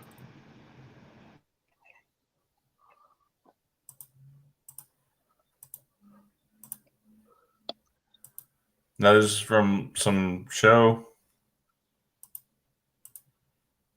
NCIS. Oh, NCIS. Okay, Michael Fontaine found this one, you guys. Great job finding it. You gotta love reality residue, right? Jessica's always had a thing for eyewear. She thought the Monopoly Man's monocle was so hot. Jessica's always had a thing for eyewear. She thought the Monopoly Man's monocle was so hot. I'd like to know when this episode aired. Michael Fontaine said he saw it over Thanksgiving. Okay. Pretty awesome. What, this Thanksgiving? It's a fresh commercial or clip or whatever? It's a clip from NCIS. So nice find, Michael Fontaine. Yeah, real nice. Good job. So guys, Hats off. We have 2 new Mandela effects with multiple questions. So please make sure to Sandy, answer in the chat. You know, Brian's going to rush through these, so answer as quickly as you can. Well, yeah. I mean, we got some of us have to go to work in the morning. You know what I mean? Like all of us who work day shift, kind of thing. Just sleep in, buddy. That's all you got to do. Sleep in. Yeah, that rain is making me sleepy, to be honest with you. So which one are we doing? December 14th, those 2 folders? Those 2 folders. You're going to do Mickey first and then Betty Boop. Yep. It never ceases to amaze me, the Mandela effect. It's just keep rolling Greatest show on earth. The greatest show on earth, buddy. We appreciate all of you too, Criminal. All of you. We appreciate you. Oh, yeah. Here, participating, sharing what you find. Yeah, we did. Your experiences. We appreciate you guys. We wouldn't have a show without you guys, that's for sure. That is true. Yeah. You guys are the observers. That's right. So over the years, well, we're all observers, but over the years, anyway, this is relating to Mickey Mouse, right? Yes. These are huge Mandela effects. We have to cover these. I feel like we definitely have to cover them. So Sandy says, I found many changes to Disney Universe, but this time the changes are even more ridiculous than usual.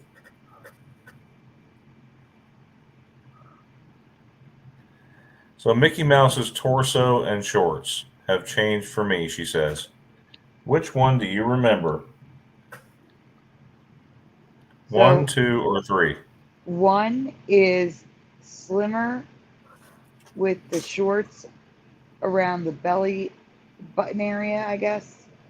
2 is a little bit rounder with the shorts right under the chest. And 3 is a belly with shorts above the chest. And would you, Jeff, would you be able to read from the chat what they're saying? Yeah. They're all picking 3.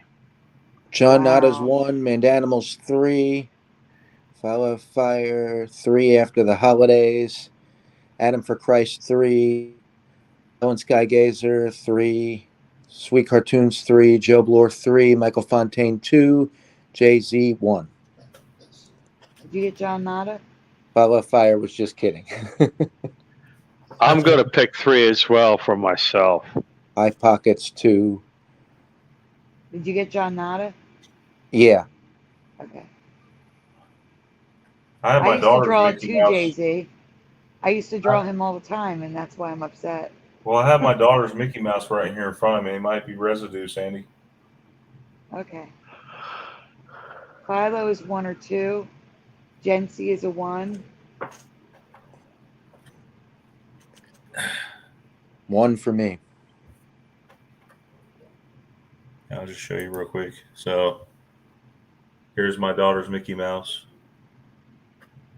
That's more of a 2. Yeah. He's still skinny. His pants aren't all the way up to his armpits. No. Yeah, it may be kind of a 2. All right. Eye Pocket says 2 chubby and 3. All right. Daisy's freaking out like I did. I can't believe you guys remember the pants that high. I cannot believe. No, they were not they were not up to his armpits. Yeah, well, everybody remembers 3 with the armpit pants. They bypassed. He was slim, no protruding belly, and his pants went to his middle like residual evidence above. But officially, very few exceptions, Mickey is now number 3. You remember him like this? 100% I do not. His belly is round now. Sometimes he looks pregnant, and his pants are pulled up higher than the pants of a 100-year-old man. For context, how his pants would look if Mickey were a human, LOL. He looks absolutely ridiculous. The pants were never pulled this high in my past. But everybody seems to remember the suspenders. Where did they go? Also, No, I can't believe that most of the chat remembers it like this. No, they didn't come up half. No, it was a little lower. It's all right. We got Smith. That's all. We got Urkel change with the says. chain. Or like how some people say we got Smithed. Yeah, we got Smith. What Tom said. Says I just say y'all Urkel. took the update. Here are older images showing round Mickey with pants too high.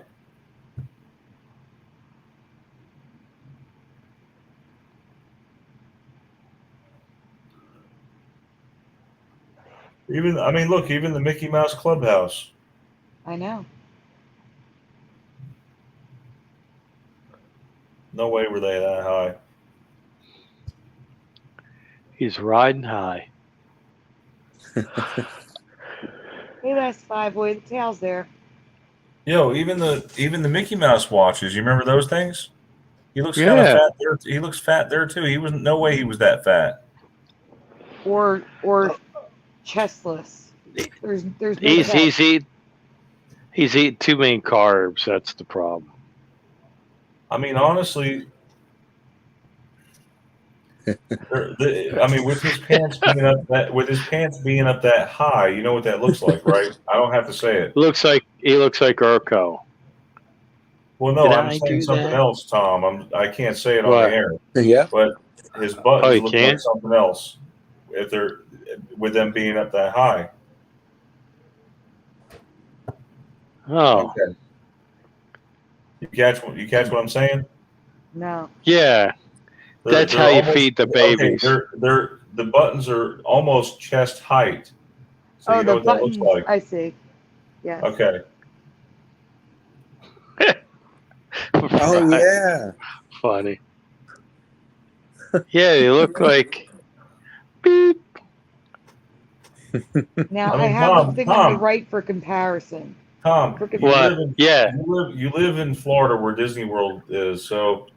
I'm about 30 or 35 miles away from the big kingdom. Were the Big Mouse's pants that high? Ah, God. Your memory. Now I'm starting to have a flip here. I originally voted for 3, but no, it wasn't 3 anymore. I'm getting Now you're at rewritten 2? while we sit. Yeah, I'm going to 2 now, man. I'm getting rewritten. Okay, because the one in the middle right now is a 2. These are orange. The orange Yeah. is number 2. Yeah, number 2's looking. The doll right here in the second one, that looks like the one my daughter has. In the second, the number 2 right. picture on the left. Huh? I said yes, the number 2. Yeah. She's got about 1 billion Mickey Mouses and Minnie Mouses. All right. So there is some residue, reality residue of Mickey Mouse. The way I remember him. Yes.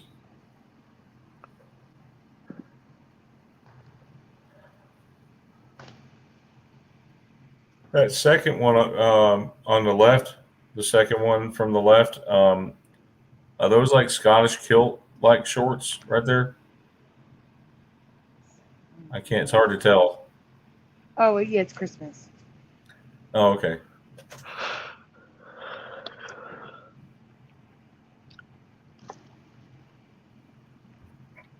Okay, what's next?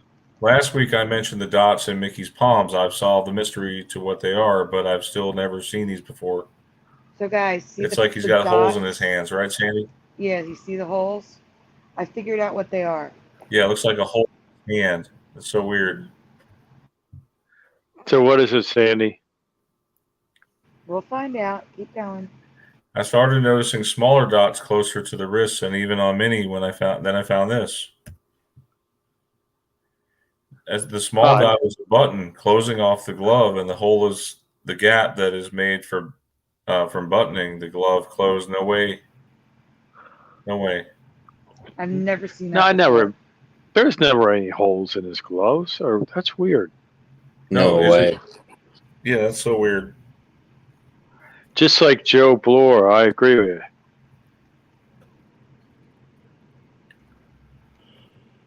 No, they're the hole that the glove creates. I forget the name. There's a name for that type of glove. I forget what it's called. So that's Mickey. And now we're going to move on to Betty Boop.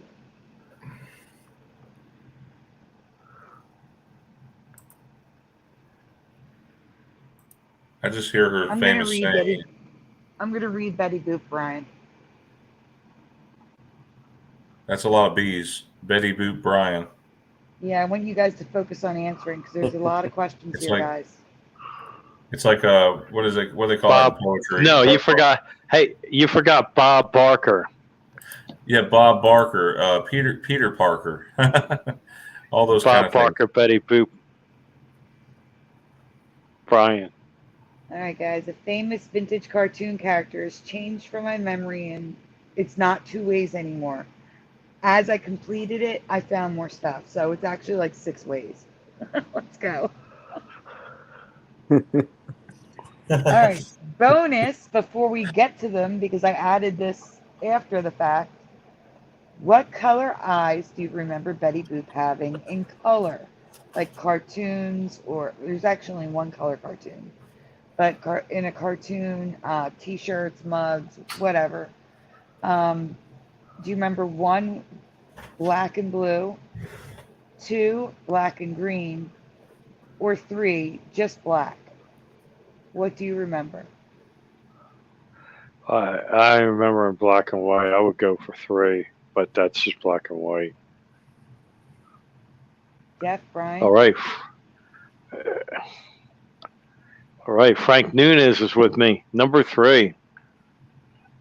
John's with me. Mandela's with me. Michael Fontaine and Fenor. Philo is a 2. Philo. Oh, Philo. But she's also seen Preliminal, Sweet Cartoons, Gen C 3, Terran 3. Yeah, we're all rolling with 3 here. Welcome, Taryn and Sweet Cartoons.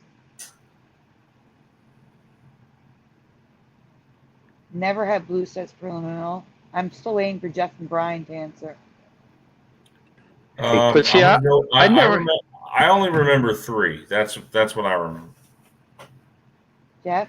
Well, yeah, it's always been like that, but I just remember it as being black and white. I don't know. I just don't remember color. Maybe I've never seen the newer color version. It was definitely 3. 3. For you? 3 We got for you unanimous too. 3. Okay. It's all 3, except for Yeah. Philo. Is that what the chat's saying? 3? Yep, all 3 except for Philo. Poor Philo. Philo's seen them all. Philo, don't worry. We still love you. She's also seen Black. She's seen 1, 2, and 3.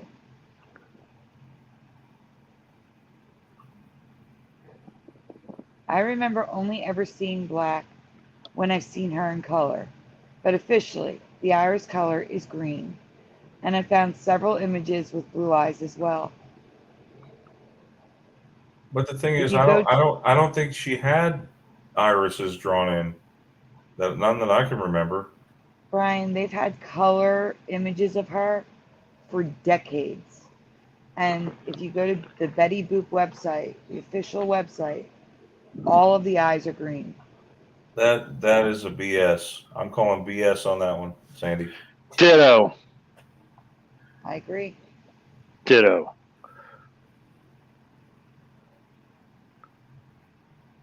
And the green is anywhere between extremely pale to the point where I thought it was black and white until I zoomed in and I saw a very pale strip of green to bright, vibrant green. Did you? I was curious whether or not if you looked up any tattoos, if the tattoos have residue. Yes, there's pictures of tattoos coming up. So here's blue. Here's residue of just black. But what's with her hair being all spiky? We're gonna get to that, Brian. That's question 2. Keep going. She's turning into Bart Simpson. So guys, which hairstyle do you remember? Look at it closely. A, B, or C? What are you, Tom?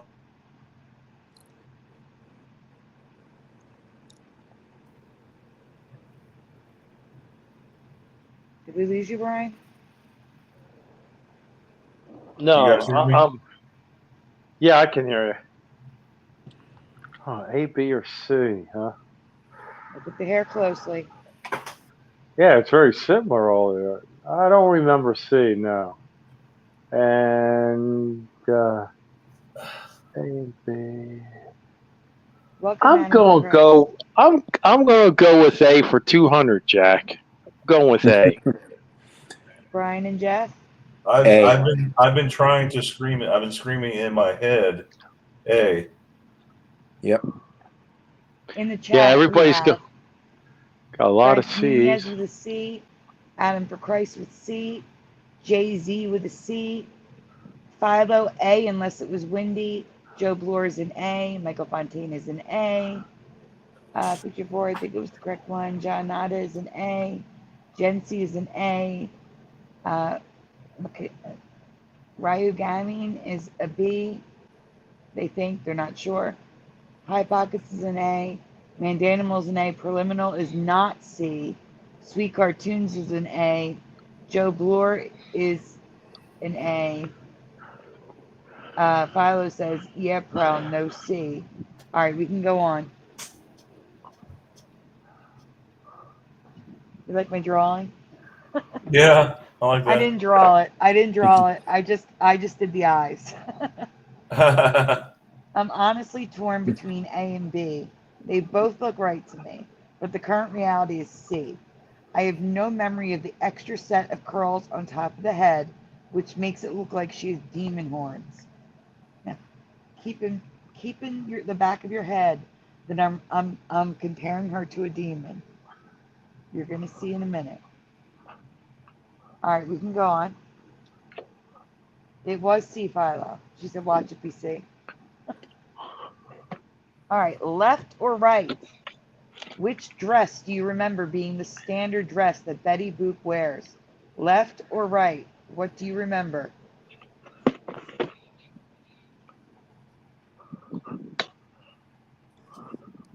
Left.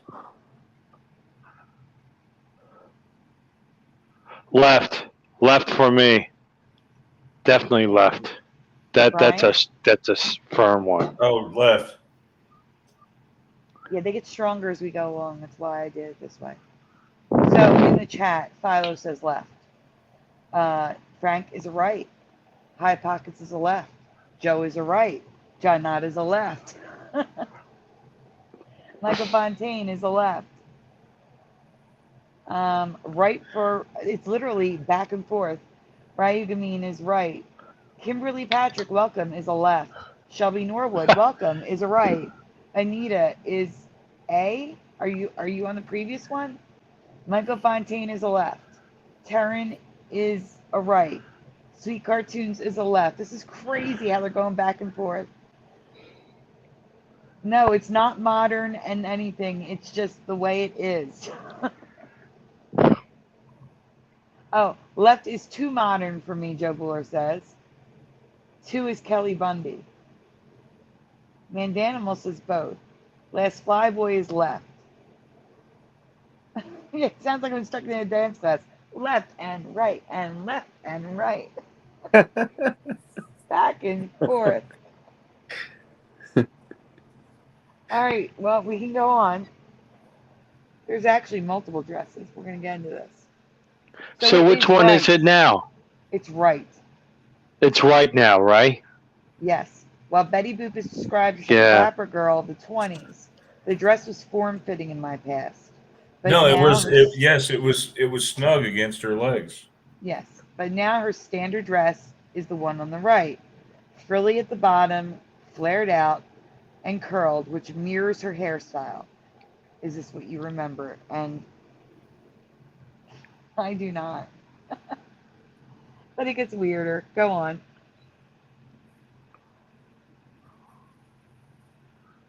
Oh, you got more? Oh, I got more. There's actually great. 2 standard dresses. The other standard dress is straight across your legs, but it's got 2 devil's horns on the sides. She's. They just couldn't leave them off, could they? Just more devil stuff. And there's more devil stuff coming. I'm not done.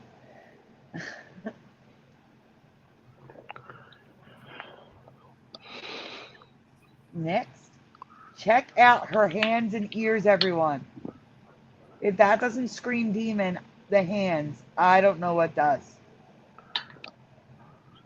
Look at her ears. That's where lobster hands. And there's so many more images of that I didn't get to include.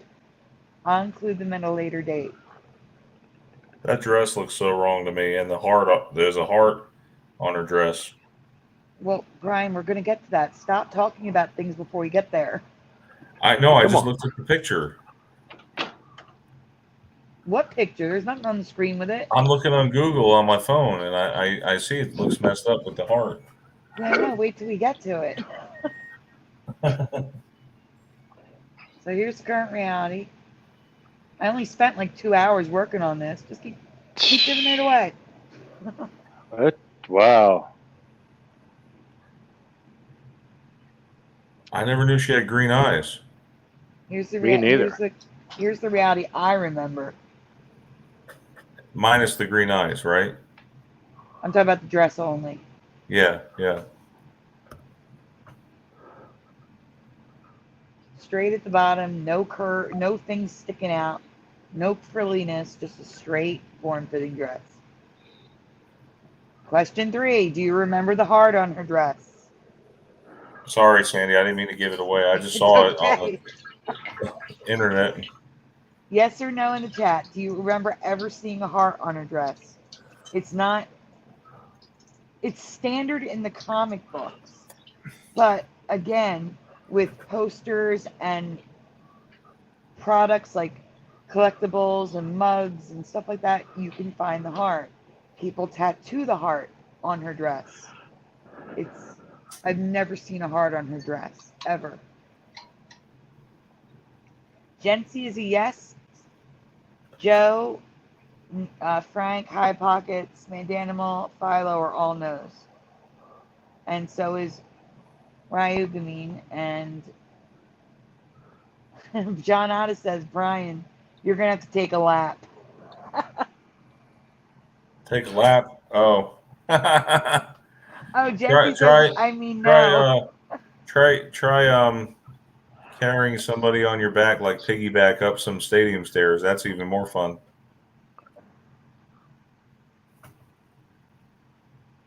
All right. So hard on the dress. There's a no for a lot of people, right? And there's a tattoo. Yeah, it's a no for me. 2 tattoos, that hearts on the dress.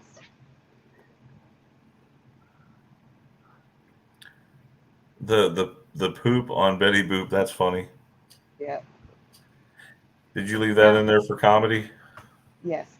Now, I found something, and I also credited Curiouser because she said she mentioned it before, but it changed again. The thing that I found was was an added on change, so really it's crediting both of us when we get to that. But the Cinderella Mandela effect and Betty Boop, a case of Mandela mirroring.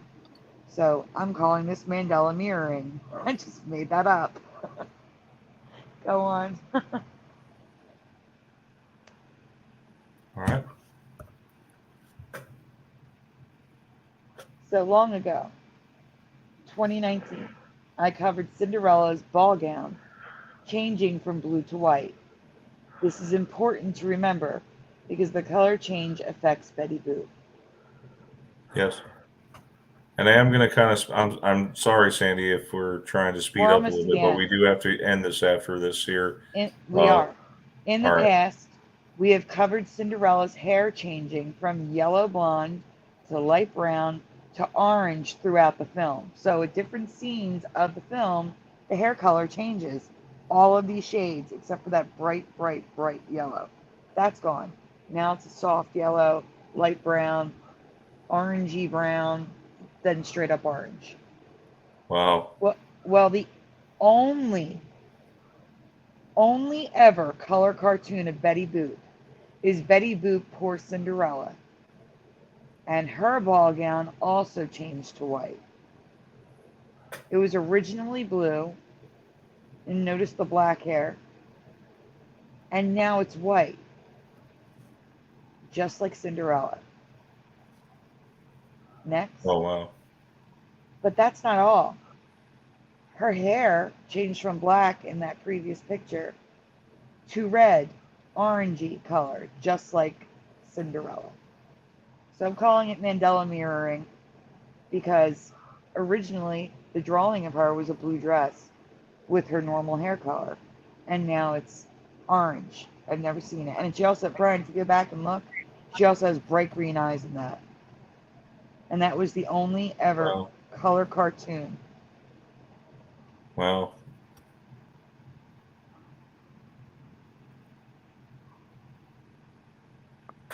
I'm still not seeing her irises in a lot of these here. You have to zoom in. Oh no, the black and white doesn't have any iris. Okay. So this is credit myself and Curiouser. Last but certainly not least, her famous line has changed for me too. There's another tattoo for you, Brian. What words do you remember for the blanks? Boop, blank, blank, dupe. I remember this, Sandy, but I'm going to wait on the chat. Yeah, I don't want the panel to answer until the chat answers. So boop, blank, blank, dupe.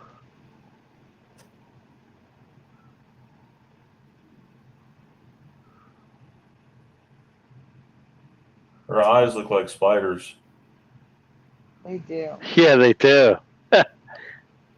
Frank Nunez says boop B.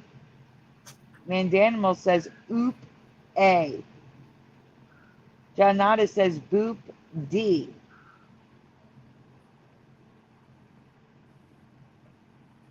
He's around, Anita. I just wasn't focused on him. Michael I feel like Fontaine it is was. boop, boop, de boop. I feel like it was boop boop dee doop. Hey, hold on. Boop boop be doop. Philo is boop, boop, a boop, boop, boop, a doop. This is really hard to read. Or boop, boop, be doop. I'm with you, Philo. I have a duel. High Pockets is boop, d. Terran is boop, oop, a doop. All right, we got enough. Animal agrees with Terran. So, two of you have the current reality. One or 10,000%, 100,000%. I forgot what I wrote. It was boop, boop, 2 boops in a row for me. But I'm having a dual memory on the second word. Boop, the, or boop, like boop, boop, a doop. Boop, boop, be doop. I'm having a dual memory on them. With Cool. the B and the A. Or the D. It could be a D. Fine. But I do not remember oop. It's boop, oop. Like 2 of them in the chat. It was never boop, oop. It was boop, boop. 2 boops in a row.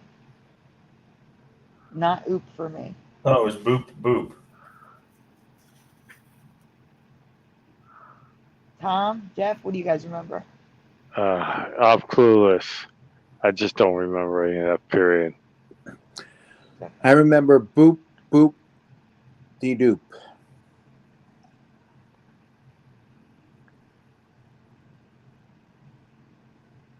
And you know what? D-doop makes sense. You got the B-B, D-D.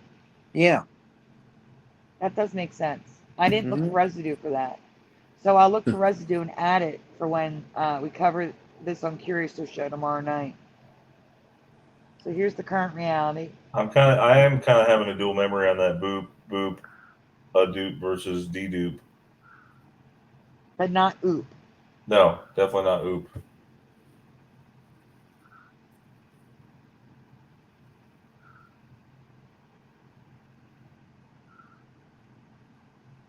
Here's residue. It's residue for boop This is boop. also double residue of the book instead of the tablet in the Statue of Liberty's arms.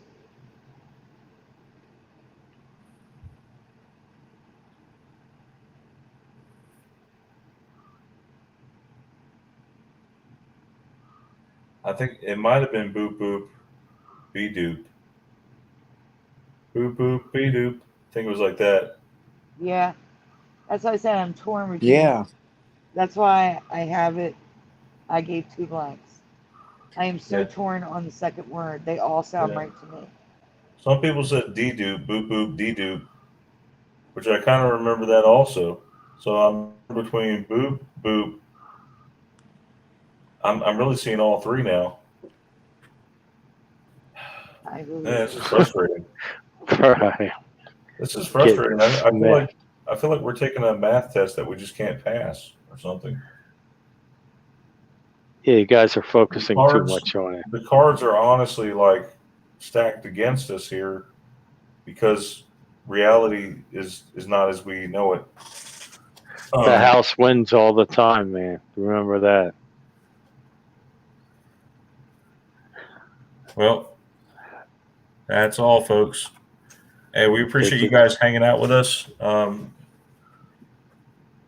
We had an extended show. Wow. Yeah. Yeah. So those 2 things were really huge. We had to present them to you guys tonight. So again, thanks for joining us, and I hope you all have a wonderful Mandela Effect night. God bless. Wait. Before we go, is there any final comments? Yes. Yes. You can catch Jeff and I tomorrow night on Curious and Curiouser. We're going to be covering, if you missed any of the past 2 shows with us on Brian's channel, we'll be covering a lot of those Mandela effects as well as new ones. And Christmas starts Saturday on this channel. We're going to be doing a couple weeks of Christmas Mandela effects because I have way too many of them. Yeah, they're way. Want to see them during the holiday season as opposed to February. So we're going to start this week. Yeah, Sandy, I hope did you make a folder for the one I found for Christmas? Well, yeah, I'm working on that. Yes. Okay, And thanks. No problem. And for those of you that weren't here at the last show, just to give you a little schedule change, we will be having a show Christmas Eve. We're going to start an hour earlier. And the following week, the New Year's Eve show will actually be on the 30th, not on the 31st. So Friday the 30th instead of Saturday the 31st. We're doing a day change because of the holiday. So that's also my son's birthday, you know. The 30th? Yeah. Oh wow, maybe he'll want to do it. Maybe he could come on too to just maybe a short time. So just make a note of that so you don't look for us on Saturday and realize we missed the show. Sandy. Yeah, so we're good to go, guys. Again, don't forget to check out Curious and Curiouser's channel. Sandy, would you mind sending the link out so that they can? Yeah, give me 1 second to get it. Yeah, if you have a link to the channel, go ahead and post it. Like and subscribe. That is what I'm grabbing right now. It's Curious and Curiouser, not. Yeah. Oh gosh, so many people are making duplicate channels of her name. Give me a minute. Thanks, Jeff, for coming on and talking about that stuff that you went through with you're welcome. your journey on the Mandela effect.